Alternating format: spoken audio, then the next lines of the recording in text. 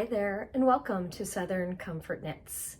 This is episode 11, I believe. Oh my goodness, it's that time of year where I feel like I shouldn't be this busy, but I am super busy. So it's been an extra week or two in between episodes. But I've gotten some stuff done. I'm feeling a little analysis paralysis on what to do next, but I'm going to have some extra time later in December, so I'll talk about that in a little bit. So let's talk about FOs. So today is the Sunday after Thanksgiving. So obviously, I'm sure a lot of you, the past week was super busy. But the week before that, I had some extra time and I was able to get some things completed. So I got two bulky projects completed quickly. I think, honestly, it took me maybe a week to do this one. This is a vest. And this is based on the pixelated cardie. And I will put a picture in here so you can see it better.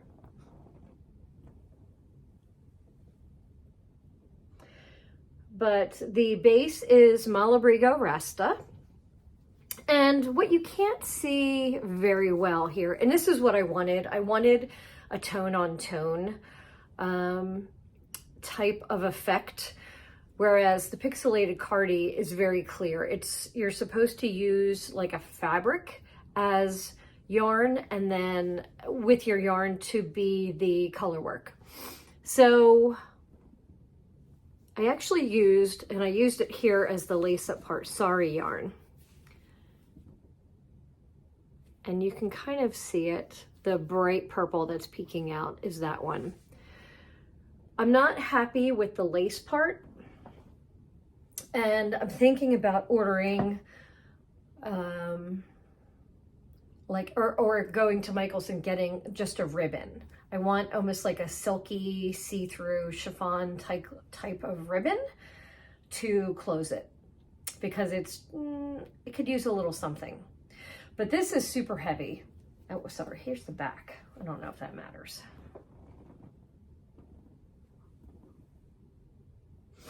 But I love it. I love Malabrigo. I don't know about you guys. So that was the first one. And I opted to make it a vest because honestly, I live in Charlotte, North Carolina, and today it's 72. It has been unseasonably cold this year so far, but I will probably wear this a handful of times. I will not wear it very much. And then, actually the first one I completed, I just showed them out of order. And this one I'm trying to decide whether I like or not. So I would love to hear what you think, whether I should just donate it or embrace the craziness. So I did the pixelated cardie. So here it is. And this one I started out with, and I'll put a better picture in because I know this is really close and you can't see the details. But this is the Miss Babs colorway for Saf. I can't remember the name of it. It's something like Fantasia. I can't remember. I'll put the name up there. But I love it. And then I used fuzzy sari yarn as the color work for the pixelated cardie. And then I didn't really have enough because the Miss Babs is not a bulky, it might be a chunky, which is a lot less in volume as far as trying to make this sweater.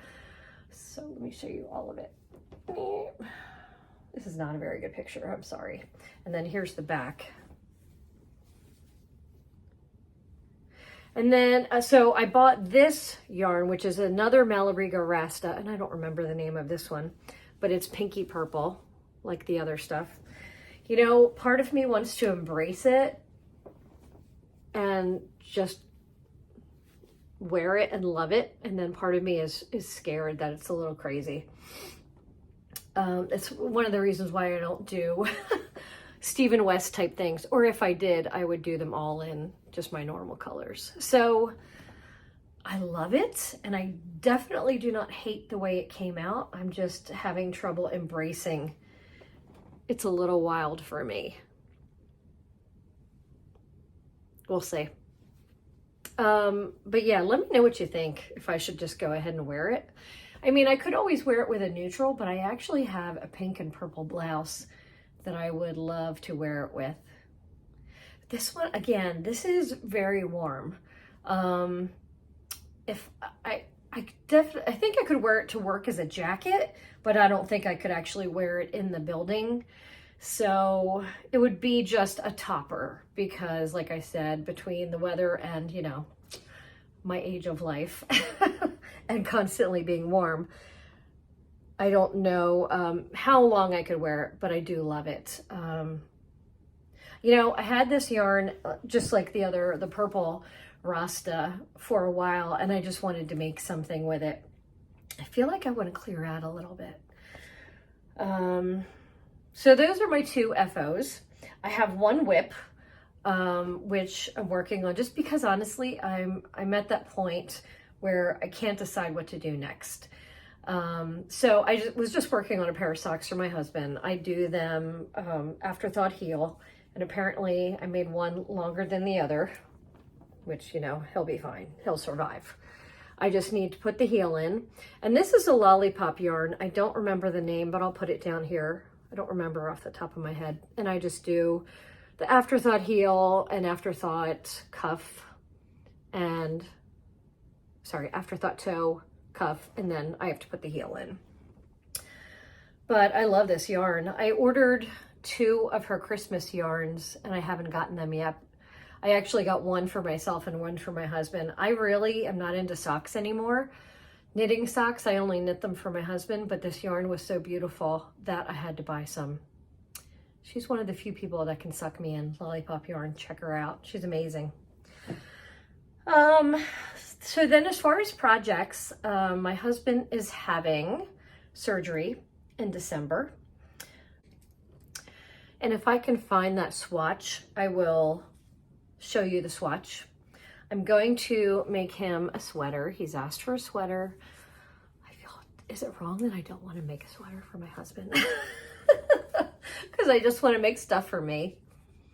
I'm going to do it anyway. Because he has gotten to the point now where he loves the knitwear and he wants a sweater, so I'm going to make him a sweater. So I wanted to, he is so picky that I told him that if I made him a whole sweater and he didn't love it and didn't wear it, I would have to murder him and bury him in the backyard. So I decided, because he wanted to go right for wool mice. That's exactly what he wanted. I know there's probably more expensive yarn out there, but wool mice is not cheap, although it is very sturdy, and I love it. If you're not familiar with it, check it out. It's amazing. I know the Loopy U sells it in this country. I don't know where else, but you can also buy it right from Germany. So I decided to start with knit picks, and I'm going with Wool of the Andes, and this is Delft Heather, and I have a Brooklyn tweed pattern picked out for him, just a simple raglan. If I remember, I'll put the picture in here, and I'm going to start that probably, his surgery is December 22nd. I'm probably going to start it around then, since we will both be home for at least 2 or 3 weeks with his recovery. So that'll give me time to work on it. So I have time to work on something for me between now and then. And I really don't know. I have so many beautiful projects I want to work on. I can't decide where to begin. So, yeah, I don't know. I'm going to have to think about that. A couple things that I wanted to share that I got at SAF and forgot to share last time, and let me do that now. Okay, so I know this is way in advance, but I think it's certainly a good idea to put this in your calendar so you don't forget. So March 10th and 11th of next year is the Carolina Fiber Fest. And that is www.carolinafiberfest.org. That is in Raleigh. And you know, I've never been to Raleigh, so I think this will be my opportunity to check it out. So I'm hoping to do that. Then we have Yarn Centric, and that is May 5th, Cinco de Mayo. What a terrible time to have that, man. I hope there's some Mexican place to celebrate. So that is 10 to 4 in Frederick, Maryland, May 5th. Then there is May 19th, 20th, and 21st is Fiber Festival in the Valley. And I'll put all these attached so you guys have it. And that is in Sawtee, Georgia. And I'm going to need to look this one up because I don't know how big this is. So if I'm going to drive all that way, I need to see how large it is. I've never heard of these last two. So I love that they had these at SAF for you to pick up. And then the Southern Comforts Fiber Market is August 11th and 12th. And that is at the Oasis Shriners Auditorium, www.southerncomfortfibermarket.com. So I thought I'd share that with you so you could put that on your calendar and make sure that you make it to that event. Okay, so really that is it as far as knitting. I've just been busy, burned out, and just enjoying some downtime. But I have gotten a lot of reading done, so I thought I'd share that with you. So the first one is, these are in no particular order. They might be in the order that I finished them. So the first one I read, and I honestly didn't read it because I wanted to, but I think it's one of those things that I think it was important to read, just for knowledge. So it was called Know My Name by Chanel Miller. And it is the book about the girl who, I can't remember the name of the college, but she was found being raped behind a dumpster on a college campus. And she had been so blackout drunk that someone pulled her out of a party and took her, to that place and assaulted her. It's her account of not only the events, but, after the media, how people treated her, how the school treated her. And I just thought it was something that should be observed as a part of history, for her sake. It's a terrible story. It's a good read. I will leave it there, and you can decide if you would like to read it. The next one that I read was Mrs. Wickham by Sarah Page, and I'm looking at my notes here. This was really good, and I'm actually gonna put my glasses on for this one. I'm not sure that I could give you a great summary, so I'm gonna read what's on Goodreads. And this is only from Audible, so this only applies to people that have Audible. I apologize for that, but unfortunately, I have Audible, so occasionally I'll read that. So this is 2 hours, 3 minutes. Imagine if you made one little mistake when you were young and you were punished for it the rest of your life. Well, that's what happened to Lydia. Lydia, the youngest Bennett sister from Pride and Prejudice, and she's here to set the record straight. Hold on to your teacups and get ready for sophisticated and a little bit naughty hot takes and witty banter that will make you laugh. I loved this. I love this story. I thought it was fun, and I love the idea that they would take another character from Pride and Prejudice and riff off of that. So I highly recommend it. I gave it 4 stars out of 5, so I really enjoyed it. Let's see. The next one that I read was The Forgotten Seamstress, and this is by Liz Trenow. I loved this one as well. I loved anything that takes a little bit of history and actually weaves a story through it.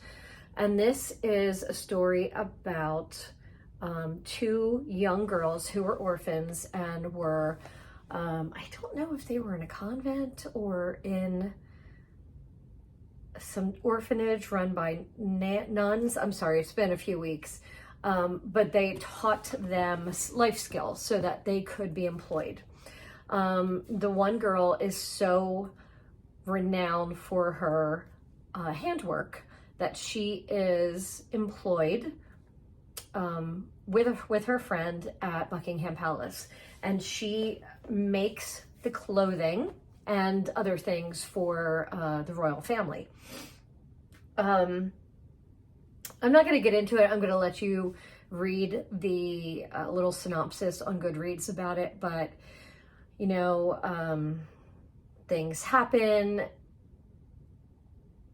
as a result of poor choices a young girl makes, being wooed by the Prince of Wales, or the Prince, I can't remember if it's of Wales, I can't remember his title. But what happens is historically true in some cases. I don't know if there's any historical truth to this, but it was common practice during the time what happened to her. So I think it's a fantastic read. It also appeals to me from a crafty perspective, because this woman, her handiwork is so amazing that she creates a quilt and quilts secrets into it. That's as much as I will tell you, but it's amazing. It's a really great story. It has a fantastic ending, and I loved the how they employed creativity and secrets. I always love a good mystery. So that is fantastic. And then the final thing that I just finished was, because I have noticed that, I don't know if it's on Netflix or one of the channels, The School for Good and Evil has been made into a movie. So I wanted to read the book first, and I read the book and thought it was so good. I couldn't wait to watch the movie. And as often applies, the movie was okay. It started out really great. They ended it slightly different, but the book was so good and was written so well that it really sparked visual images for me of what was happening in the book, and I did not get that from the movie, but it was okay. I mean, it has a great cast, so I think it's worth watching. But you know, books are always better, right? So that's it for books so far. I'm reading an amazing book right now, but I'm not gonna tell you about it until next time. It's really good. The only other thing that I will mention right now that we watched that I thought was fantastic was, I think it's called Spirited. It's by Will Smith and Ryan Reynolds, and I think it's on Apple Plus. It's a new take on the Scrooge story, and it is really good. I'm not sure, I can't remember if it's appropriate for children, but it is funny. And I loved it. I love those two together. I can't believe they finally done something together. But it's definitely worth watching. Let's see. That's it for now. Thank you so much for stopping by. If you have found this interesting or entertaining, please give me a like. Feel free to subscribe. Hopefully next time I will have gotten my mojo back and gotten back into knitting more, something for me. And I will find my swatch so that I can start my husband's sweater. But that's it. So enjoy this time of year as we head into the holiday season, and find some time for rest and relaxation. I know it's hard. I'm feeling the same pull and exhaustion that everyone is, but find some time for enjoyment. And thanks so much. And I look forward to chatting with you again. Take care.